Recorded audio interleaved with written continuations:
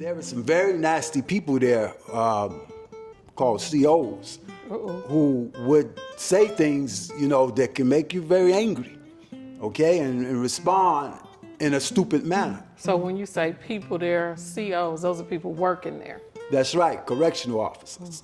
Okay, so they even recognized that I had my own demeanor, and it could not be influenced, it could not be altered. Welcome to Unapologetically Fly, the podcast dedicated to giving you the tools, inspiration, and information you need to finally live for yourself, no matter the age, situation, or circumstance. I'm your host, Renee Mitchell-Simpson, the self-love and happiness coach and founder of Well Diva Lifestyle and Travel, the premier luxury wellness travel sisterhood for the flyest of aunties. Now get ready to ride along on my journey of reinvention, even at this big age, because sis, I need you to know it truly is never too late to fly. And by fly, I mean finally live for yourself. All right, y'all, today I have my most special guest yet. Every week I say, oh, very special guest, very special guest. They are special guests, but this is definitely by far my most special guest. This is one of my two brothers, Bilal Abdullah.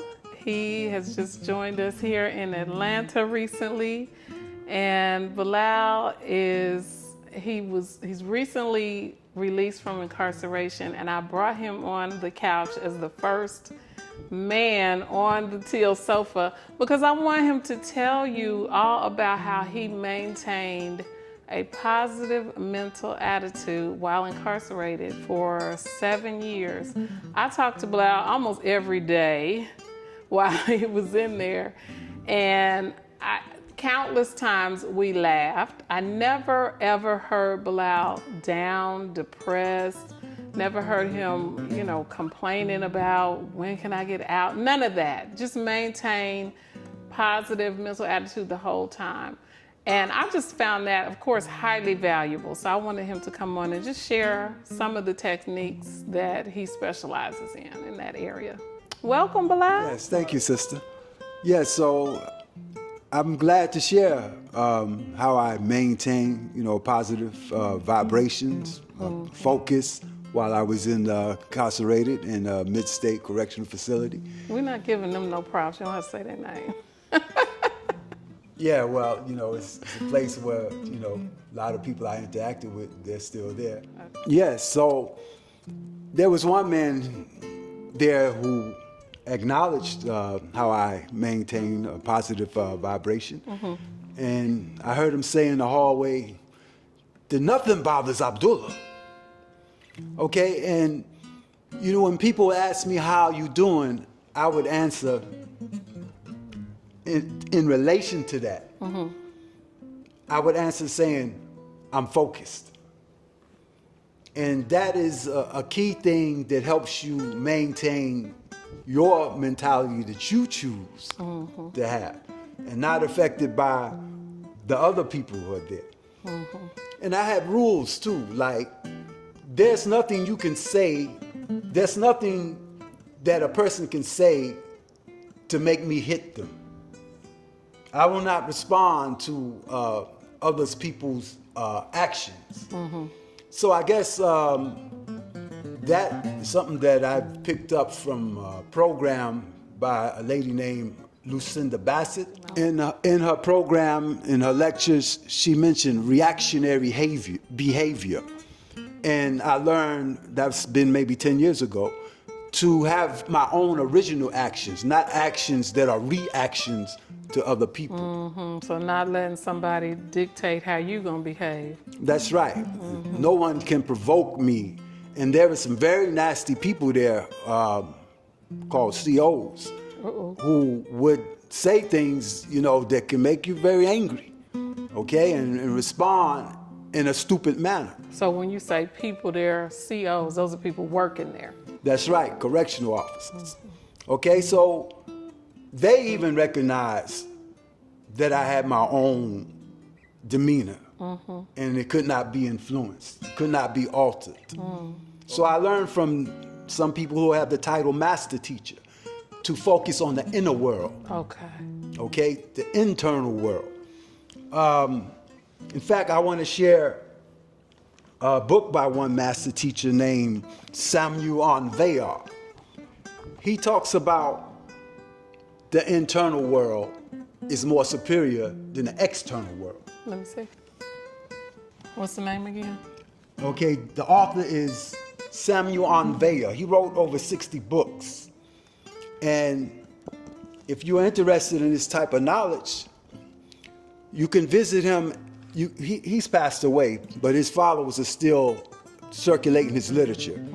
So you can go online and go to GnosticTeachings.org. Gnostic is spelled Gnostic,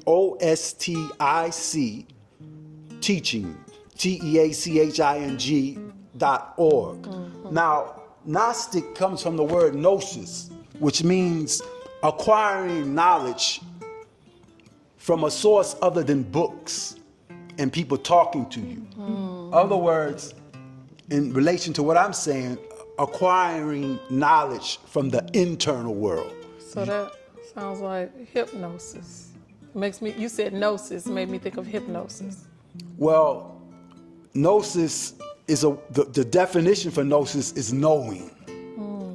Okay, so you get knowledge from focusing on your own self, your inner self. You acquire knowledge. When you acquire knowledge like that, that's called gnosis. Yeah. Okay? One of the problems in places like prisons, especially places like prisons, people are paying more attention to other people than their own self. And as long as a person does that, he is separating himself from the inner knowledge, the internal world. So when one works on oneself, then he doesn't have time to be distracted by people. There are certain people that can come to them called the seekers. They want to learn about this inner knowledge. And those people you give your attention to, okay, to express what you're doing. Yes. So I recommend this book. Well, I'm going to go beyond recommending the book. I'm going to give you the names where you can get this knowledge. First, I said GnosticTeachings.org. Yeah. Second is GnosticRadio.org. Again, after that is GnosticSchool.org. And two more is GnosticStore.org. And then GnosticVideos.org. This is life-changing, powerful information that comes from the eternal world and teaches you how to gather knowledge not only by books, but from your own self and your internal world. Another book I like to recommend is called 12,000 Dreams Interpreted. Your dreams are part of your eternal world.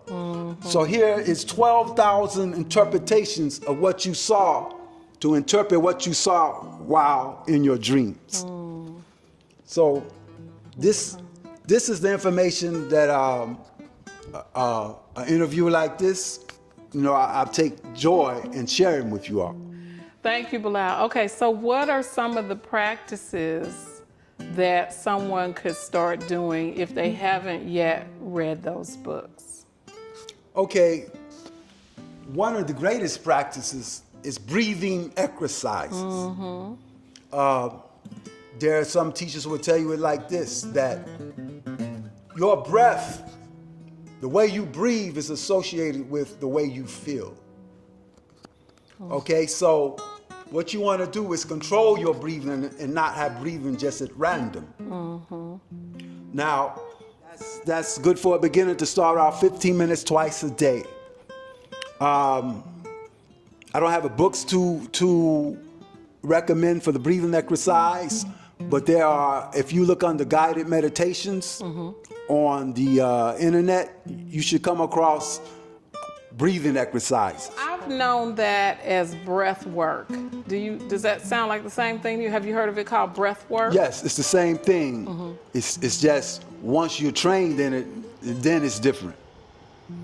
Okay? If you're not taught how to do breath work, then you need to know how to do breath work. Okay, so I guess it's called breathing exercise if you're not trained to do it as breath work. Is that what you're saying? Or No, they're it's pretty both much the same. thing. Okay. Exercise. Exercise, I mean. Okay, go ahead. Exorcism. I mean. Okay, go ahead. Oh, Lord. Yeah, exorcism, exercise, exegesis, Stop. exegetics. Come on now. You was all serious at first. You funny. Exegetics. Okay, go ahead. He's a comedian, y'all. He was trying to give y'all that serious side. Now he done loosened up. I'm not a comedian. Anyway, go ahead, O. Okay, so Breathing exercise, breath work. It would take too much time to really go into how to pursue with the breathing practices. Okay. Okay, developing your inhale exhale skills. I will say this, that one way you know that you're doing it right is you remember your dreams. You may go months and months and don't remember your dreams, but when you do the breathing exercise, then you will begin to notice you remember your dreams. Some people say, I'm having more dreams. No, you always had a lot of dreams, but you weren't remembering them. So the breathing exercise will help you with that. And remember, my point is that your dreams are part of your eternal world, and that's where the superior knowledge is. So you're saying eternal, not internal. Internal. I'm saying internal. Oh, you said eternal. You meant internal. Or sometimes I'll slip and I'll say eternal, but Okay. Okay, I thought you meant eternal, but I did want to clarify. no, the Your internal world. Okay, got it. Yeah. So this means that there's a massive knowledge available to you if you focus on yourself, if you observe yourself. The first book that I recommend to you, the man who wrote 60 books, he tells you that when you observe yourself, you observe your thoughts, especially the thoughts and the words that keep coming up. When you observe that, then you're working on I almost made a mistake, on the internal world. Okay? Everything you need is within inside you. Okay. So we have distractions that are presented to us because there are forces who do not want us to tap into that internal world. Yes. What forces? Well, you have evil forces, okay, that are in the external world, and you have evil forces within you that are part of the internal world. So you had a battle. Nothing comes easy. I mean, this is the situation we live in this system. This life that we're living in has opposition. But I like what one man said. He said that failure is fertilizer. So your opposition exists to make you stronger in points where you are weak. Yes. Trials come to make you strong. Right. That's right. So we have to observe ourselves to find what our weaknesses are. Now back to the breathing. The breathing is associated with how you feel. So you want to learn how to do breathing exercise so you can you can better monitor your emotions. Okay, so this is why I bring this subject up related to my incarceration. You know, I was in some nasty situations, but I never once flinched.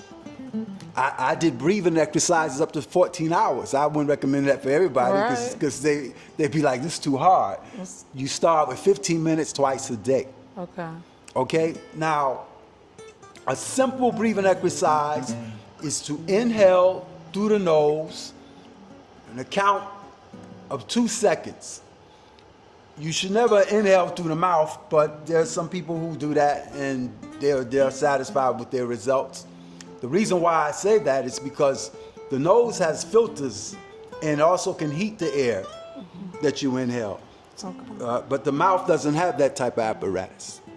So if you inhale for 2 seconds through the nose and you exhale for double that out of the mouth. You do that for 15 minutes, twice a day. And then you're on your way to seeing results of the benefits that come from breathing exercises. The other thing is, while you do that, if you have, let's say, a sacred name, a name from spiritual powers, and instead of counting, inhaling 1, 2, you say that name twice. Okay, do that for 15 minutes. So like twice a day. So if you're Christian and you say Jesus, is that? You can say Jesus, but there's more powerful names that are more closer to the original name. So now you just lost most of my followers. Okay, well, so if the letter J didn't exist in the time when the Christ walked the shores of Galilee. There was no such letter as J. So it would be pronounced with either I or H. Oh, like Yahweh. Jesus, the Spanish people call him Jesus. What which about is Yahweh? The name Jesus is related to, you all who know the Bible, it's related to the name Joshua. But again, that's not the proper pronunciation because there was no J sound in the alphabet in those days. So Joshua is properly pronounced Ashua or Hashua or Yahshua. Okay, so if you're going to call a deity, get the name right. Or you're going to have another deity come to you that you didn't mean to call. So if you're going to call the one that's known as Jesus, you call them Yahshua or Hashua. Okay. This is the name in Hebrew. So that when you're doing the breath work, you count, inhale. When you doing the breath work, you inhale and you say Yahshua. In your mind, you're saying. In your mind. Okay. And then when you exhale, you do a double that, which would be 4 times. Exhale through the mouth. And you can say, oh Ashua, oh Yahshua, oh Yahshua, oh Yahshua. Gotcha. Okay? So you do that twice a day for 15 minutes, and you will begin to see results. Like weightlifting, you don't get the results from doing weightlifting one day. Gotcha. Okay, so you stick to it and you will notice the results. So once it becomes a practice, so the benefit of that, you said you're going to remember your dreams, but what are the other benefits that are coming from breath work? Okay, if you mix breath work with relaxation, then you will be relaxed, you will be calm, you will be collective, you will be vigilant through combining the two. Breath work and relaxation. Now, when I say relaxation, specifically, I'm talking about tensing your, let's say you start with the feet and you tense your feet as much as you can, and then you stretch them open like you trying to reach the ceiling with your toes. Okay, then you do the same thing with the calves. You make them tight. Then you do the same thing with the knees. So you make go them tight. Yes, and you do the same thing with the thighs. Then you do the stomach. Then you do the hand. You make a fist as hard as you can. Then you straighten out your fingers as much as you can. Then you do it with the arms. Then you go up to the chest. You extend your chest as far as you can. Then you do it with the neck. You turn your neck. You know, making it stretch the muscles. Okay, and you do this best would be like before you wake up in the morning. Being incarcerated. Before you get up in the morning. Yeah, when I was incarcerated, we had to all be up for what's called the 6 a.m. count. And we had to stand. So 2 hours before that, I've already done, these exercises. So you are tensing muscles. The muscles in each part of your body, starting at the feet, ending at the neck or the forehead, even the face, because I've heard you do the face too. You yawn. You act like you yawn and stretch your mouth as hard as you can. And this is while you're doing the breath work, or is that separate? You could do them at the same time. That's how I do them at the same time. And what is the benefit there? That's also to help with focus. This is also to contact the internal world. Okay, so the focus on your internal. Right. When you call in these beings, okay, like I say, Yahshua, there's a Yahshua inside you. You see, this is what people are missing. They focus on the outside. They got pictures of Yahshua, okay? They got stories of Yahshua, but there's a Yahshua inside you. So the more you can relax, the closer you can get to Yahshua who is inside you. And so if you combine the relaxing with the breath, now you really got more access to the internal world, where you can contact these spiritual beings that are inside you. So when you talk about a spiritual power, a lot of people get caught up in the name, but you have to experience that power within yourself. All right now. Okay. Yes, that's the way it works. Thank you, Bilal. I think we have so many things in this world that are labeled as distractions, but they really are distractions. Like, I see a lot on social media, they'll say, like the Puffy trial. Oh, that's a distraction. But it is a distraction because it's keeping us focused on things that are going on in the external world. That's right, that's right. And there are people who know that, and they like to keep it that way. Yes, yes. Very good, very good observation. Yeah, so that's true. We always, well, I'm not going to say we, but I often think people are just saying that's a distraction, but it really is. That's something. Yes. And that's now we know that is why I think it was Steve Jobs, the creator of the iPhone, and some of those people who created all these things that are distractions, they say they never gave it to their children because they knew it was a distraction. Yeah, that's something. So they making money off of us by distracting us from our own internal thought life and spirit life. Right, that's right. And then we wonder why so many people now deal with depression and anxiety. Right, right. Which takes me back to me being incarcerated. When people ask me, how you doing? I say focused. Yeah. Okay? Yeah, that's a form of protection. Okay. Yes. Wonderful. Anything else you want to share? Well, I'll leave it at that, and I hope to have another opportunity, to speak to your kind people. Yes. Yeah, Bilal has a lot of wisdom, y'all. So this is hopefully just the beginning, okay? Yes, All appreciate right. it. Nice company. Thank you, Bilal. Y'all, thank you for joining us for another episode. We'll see you next time. Take care. Thank you so much for listening to another episode of Unapologetically Fly. I hope you found something in this episode that inspires you to finally live for yourself.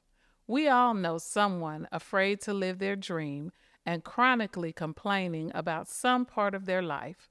Be a blessing and send this to that person.